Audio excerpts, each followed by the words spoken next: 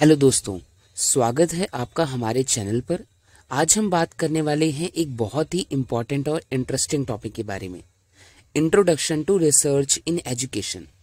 अगर आप स्टूडेंट हो, टीचर हो या रिसर्चर हो, ये वीडियो आपके लिए एकदम हेल्पफुल होने वाली है। हम स्टेप बाय स्टेप समझेंगे कि रिसर्च इन एजुकेशन क्या होती है, क्यों ज़रूरी है और कैसे की जाती है। तो चलिए शुरू करते हैं। सबसे पहले बात करते हैं रिसर्च के फाउंडेशंस की। रिसर्च का मेन पर्पस होता है नई नॉलेज क्रिएट करना, प्रॉब्लम्स को सॉल्व करना और एजुकेशन सिस्टम को इम्प्रूव करना। जैसे अगर स्टूडेंट्स के मार्क्स कम हो रहे हैं तो रिसर्च हेल्प करती है रीज़न समझने में और उनके सोल्यूशन निकालने में। नॉलेज दो तरह के होते हैं, थियोरेटिकल नॉलेज जो कॉन्सेप्ट्स और थ्योरीज के थ्रू आता है, और प्रैक्टिकल नॉलेज जो रियल लाइफ सिचुएशंस में अप्लाई होता है। एजुकेशन रिसर्च में दोनों का बैलेंस बहुत इंपॉर्टेंट है। अब बात करते हैं एथिकल कंसिडरेशन की। रिसर्च कभी भी बिना एथिक्स के सक्सेसफुल नहीं हो सकता। रिसर्चर को ऑनेस्टी, ट्रांसपेरेंसी और फेयरनेस मेंटेन करनी पड़ती है। पार्टिसिपेंट से कंसेंट लेना, उनकी प्राइवेसी को प्रोटेक्ट करना और डेटा को मिसयूज ना करना बेसिक एथिक्स रूल है। अगर रिसर्च अनएथिकल हो जाए तो उसके रिजल्ट्स की क्रेडिबिलिटी खत्म हो जाती है। इन शॉर्ट, रिसर्च के फाउंडेशन हमें बताते हैं कि रिसर्च सिर्फ डेटा कलेक्ट करना नहीं है, बल्कि रिस्पॉन्सिबली और सिस्टमेटिकली नए आइडियाज और सॉल्यूशन डेवलप करना है। अगला स्टेप है पैराडाइम एंड अप्रोचेस। ये डिसाइड करता है कि हम अपने रिसर्च को किस तरीके से डिजाइन और कंडक्ट करेंगे। सबसे पहले आता है क्वांटिटेटिव रिसर्च। ये नंबर्स और मेजरेबल डाटा पर बेस्ड होता है। सर्वेज, एक्सपेरिमेंट्स और स्टैटिस्टिकल एनालिसिस इसका हिस्सा होते हैं।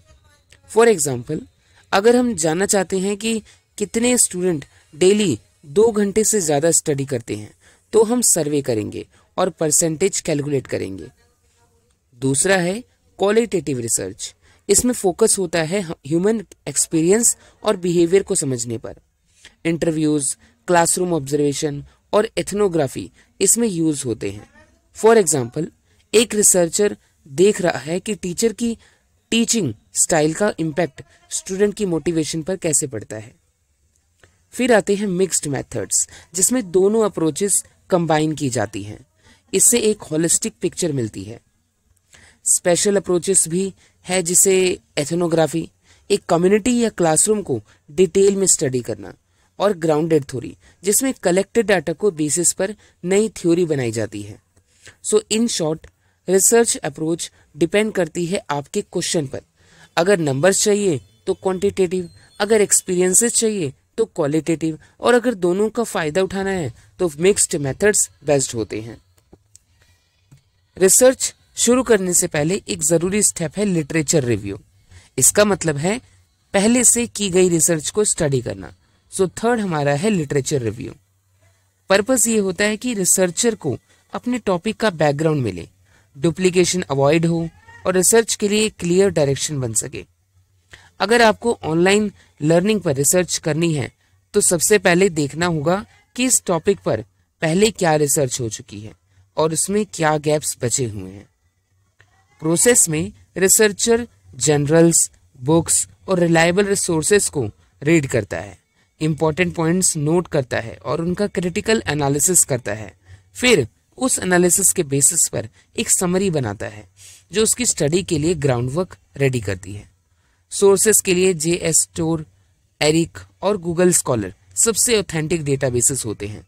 यहाँ पीयर रिव्यूड आर्टिकल्स अवेलेबल होते हैं जो रिलायबल होते हैं। तो कोई भी रिसर्चर इन सारी वेबसाइट पे जाके लिटरेचर रिव्यू कर सकता है। विदाउट लिटरेचर रिव्यू रिसर्च अधूरी रह जाती है। ये स्टेप एक रोड मैप प्रोवाइड करता है जो रिसर्चर को गाइड करता है कि अब उसे किस एंगल से काम करना चाहिए। यानी लिटरेचर रिव्यू एक ब्रिज है पास्ट रिसर्च और न्यू रिसर्च के बीच में। अब आते हैं रिसर्च क्वेश्चन और हाइपोथेसिस की। ये रिसर्च की बैकबोन होती है, क्योंकि इन्हीं के बेसिस पर पूरी स्टडी चलती है। फॉर्मुलेटिंग क्वेश्चन सबसे पहला स्टेप है। क्वेश्चन क्लियर, स्पेसिफिक और रिसर्चेबल होने चाहिए। फॉर एग्जाम्पल, ऑनलाइन क्लासेस का स्टूडेंट की कंसंट्रेशन पर क्या इफेक्ट होता है। ये एक डायरेक्ट क्वेश्चन और मेजरेबल रिसर्च क्वेश्चन है। अब इसमें कुछ टाइप ऑफ क्वेश्चंस हैं, 3 तरह के होते हैं। पहला है डिस्क्रिप्टिव, जो बस डिस्क्राइब करता है, जैसे कितने स्टूडेंट ऑनलाइन क्लासेस प्रेफर करते हैं। फिर है कंपैरिजन, जो कंपैरिजन करते हैं, जैसे ऑनलाइन और ऑफलाइन क्लासेस में परफॉर्मेंस डिफरेंस क्या है। फिर है कैजुअल, जो कॉज एंड इफेक्ट समझाते हैं, जैसे क्या ऑनलाइन क्लासेस स्टूडेंट्स की कंसंट्रेशन को रिड्यूस करती है। फिर आते हैं हाइपोथेसिस पर। हाइपोथेसिस एक अजम्पशन होती है जो रिसर्चर टेस्ट करता है। For example, online classes student की कंसंट्रेशन रिड्यूस करती है फेस टू फेस क्लासेस के कंपैरिजन में। सो अगर डाटा सपोर्ट करे तो हाइपोथेसिस एक्सेप्ट होती है, वरना रिजेक्ट होती है। मेथड्स जैसे केस स्टडी और एथनोग्राफी भी रिसर्च क्वेश्चन के आंसर फाइंड करने के लिए यूज किए जाते हैं। यानी स्ट्रॉन्ग क्वेश्चन और टेस्टेबल हाइपोथेसिस के बिना रिसर्च डायरेक्शनलेस हो जाती है। फिफ्थ है sampling and data collection. So sampling का मतलब होता है रिसर्चर पूरे पॉपुलेशन में से एक छोटा रिप्रेजेंटेटिव ग्रुप सिलेक्ट करता है। पूरे पॉपुलेशन का स्टडी करना मुश्किल होता है, इसलिए सैम्पलिंग का यूज होता है। सैम्पलिंग टेक्निक्स में आता है रैंडम सैम्पलिंग, जिसमें हर एक पर्सन को इक्वल चांस होता है सेलेक्ट होने का। फिर है स्ट्रेटिफाइड सैम्पलिंग, जिसमें पॉपुलेशन को ग्रुप्स में डिवाइड करके हर ग्रुप से सैंपल लिए जाता है। और क्वेश्चनियर्स डिस्ट्रीब्यूट करना। अब बात करते हैं डेटा कलेक्शन की। डेटा कलेक्ट करने के लिए अलग अलग मेथड्स होते हैं। इंटरव्यूज, डायरेक्ट क्वेश्चंस पूछना और आंसर्स रिकॉर्ड करना। ऑब्जर्वेशंस, क्लासरूम या एनवायरनमेंट को डायरेक्टली देखकर नोट्स बनाना। डिस्कोर्स एनालिसिस, कॉन्वर्सेशन, टेक्स्ट और डॉक्यूमेंट्स को एनालाइज करना। फिर है करेक्ट सैम्पलिंग। करेक्ट सैम्पलिंग और रिलायबल डेटा कलेक्शन मेथड्स के बिना रिसर्च वैलिड नहीं होती। अगर सैम्पलिंग बाइज्ड है तो रिजल्ट गलत आ सकते हैं। इसलिए ये स्टेप रिसर्च में बैकबोन की तरह होता है, जो सही है और ऑथेंटिक डाटा प्रोवाइड करता है। अब लास्ट और सबसे crucial step, data analysis and interpretation. जो डेटा कलेक्ट हो जाता है तो रिसर्चर उसको सिस्टमैटिकली एनालाइज करता है ताकि मीनिंगफुल रिजल्ट निकल सके। और क्वालिटेटिव एनालिसिस में रिसर्चर इंटरव्यूज, ऑब्जर्वेशन और ओपन एंडेड रिस्पॉन्सेस को स्टडी करता है। इसमें पैटर्न्स और थीम्स फाइंड किए जाते हैं। फॉर एग्जाम्पल, अगर स्टूडेंट के इंटरव्यूज में बार बार डिस्ट्रैक्शन शब्द आता है तो ये एक कॉमन थीम हो गया।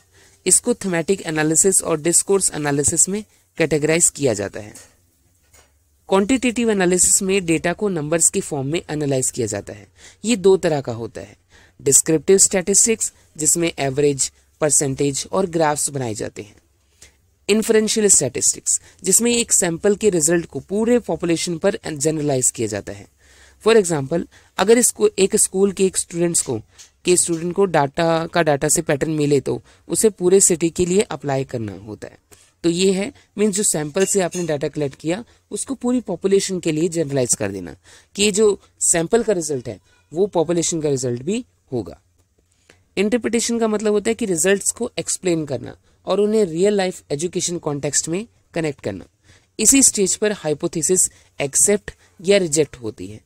ये फाइनल स्टेप डिसाइड करता है कि आपकी रिसर्च एजुकेशन को कैसे इम्प्रूव करेगी। तो दोस्तों, आज हमने देखा कि रिसर्च इन एजुकेशन एक सिस्टमैटिक और स्ट्रक्चर्ड प्रोसेस है। सबसे पहले हमने समझा फाउंडेशंस, फिर देखा पैराडाइम और अप्रोचेस, लिटरेचर रिव्यू का इंपॉर्टेंस, रिसर्च क्वेश्चन और हाइपोथेसिस का रोल, सैम्पलिंग और डाटा कलेक्शन का मेथड और फाइनली डेटा एनालिसिस और इंटरप्रिटेशन। हर स्टेप अपनी जगह इंपॉर्टेंट है और मिलकर ये एक साइंटिफिक जर्नी बनाते हैं जिससे एजुकेशन सिस्टम को और स्ट्रॉन्ग और इफेक्टिव बनाया जा सके। रिसर्च हमें गाइड करती है कि प्रॉब्लम्स को कैसे सॉल्व करें, नए टीचिंग मेथड्स कैसे अडॉप्ट करें और स्टूडेंट्स के लर्निंग आउटकम्स को कैसे इम्प्रूव करें। अगर आपको ये वीडियो पसंद आई हो तो लाइक, शेयर और सब्सक्राइब ज़रूर करें। अपने फ्रेंड्स और क्लासमेट्स के साथ भी इसे शेयर करें ताकि उन्हें भी रिसर्च के टॉपिक्स और बेसिक्स क्लियर हो जाएं। मिलते हैं अगले वीडियो में एक नई इंटरेस्टिंग टॉपिक के साथ। धन्यवाद।